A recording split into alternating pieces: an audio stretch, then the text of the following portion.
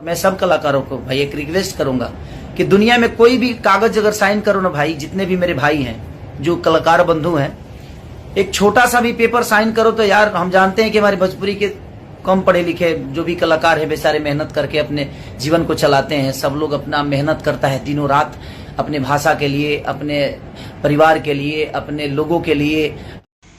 घबराइए नहीं दोस्तों, मैं आपको वीडियो दिखाऊंगा, पूरा दिखाऊंगा। पहले मेरी बात सुन लीजिए कि खेसारी लाल को ग्लोबल म्यूजिक जंक्शन से विवाद छिड़ गया है। खेसारी लाल का कहना है कि मुझे धोखे से साइन कराया गया है और कोर्ट के आदेश है कि खेसारी लाल 3 साल तक ग्लोबल म्यूजिक जंक्शन से काम करेगा, जो उसी से सिर्फ गाना आएगा खेसारी लाल का और कहीं से नहीं आएगा। तो खेसारी लाल क्या बताए हैं लाइव में, आप देखिए पूरा वीडियो। कि कभी भी जीवन में विश्वास पे किसी के साथ काम मत करना, अब विश्वास पे पेपर साइन मत करना भाई, नहीं तो उस पेपर के अंदर क्या क्या आपके प्यार में लिखवा दिया जाएगा, क्या नहीं लिखा दिया जाएगा, आपको पता ही नहीं चलेगा।